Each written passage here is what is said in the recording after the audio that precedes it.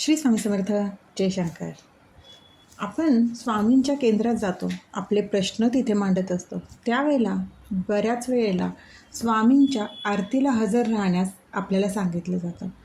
स्वामींच्या आरतीला हजर का राहावं, का त्याच्या मागे काय कारण आहे?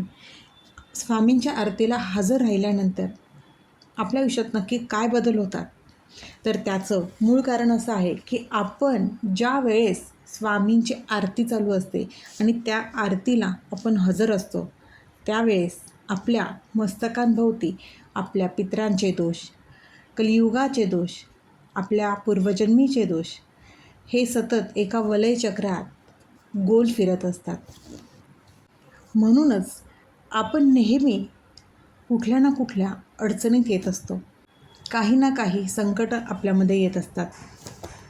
मग ते कुठल्याही प्रकारचे संकट असू देत, जसं आर्थिक असू दे किंवा नोकरी संदर्भात असू दे, विवाहाच्या संदर्भात असू दे, संततीची समस्या असू दे, घरातील विनाकारण वाद, भांडणं, तंटे, आजारपण, अशा अनेक गोष्टी, असे अनेक अडचणी आपल्या आयुष्यात येत असतात.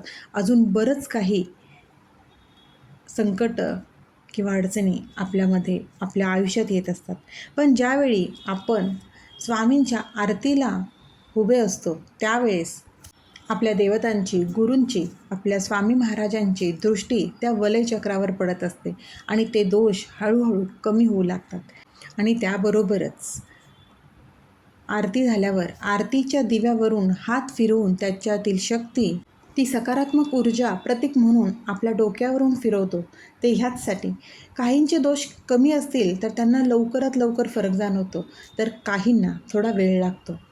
म्हणून कमीत कमी 108 आरत्यांना हजेरी लावावी असं आपल्याला केंद्रात सांगितलं जातं, तेही खंड न पडू देता. बऱ्याच स्वामी भक्तांना हे आरतीला हजेरी राहण्याचा उपाय किंवा याचा अनुभव आलेला आहे. प्रत्येकाची समस्या हळूहळू का होईना, पण या आरतीला उपस्थित राहण्याने त्यांच्या या समस्या कमी झालेल्या आहेत.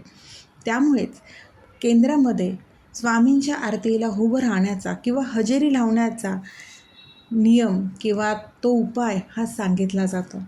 ज्यांना शक्य असेल त्यांनी खरंच केंद्रात जाऊन महाराजांच्या आरतीला हजेरी लावण्याचा हा उपाय किंवा ही सेवा करा. तुम्हाला शक्य असेल तितके दिवस करा आणि अनुभव घ्या. काही नाही तर मनःशांती तरी नक्कीच लाभेल. स्वामींची कुठलीच सेवा वाया जात नाही. स्वामी आपल्याला आपल्या सेवेचं कधी ना कधी फळ हे नक्कीच देत असतात. आपले कर्म जर प्रामाणिक असतील तर आपल्या प्रत्येक सेवेचं फळ हे लवकरात लवकर आपल्या पदरी पडत असतं. त्यामुळेच आपले कर्म, कष्ट प्रामाणिक ठेवा. स्वामी आपल्या प्रत्येक सेवेचं फळ देतात. आपल्या श्रद्धेवरती, आपल्या भक्तीवरती दृढ विश्वास ठेवा.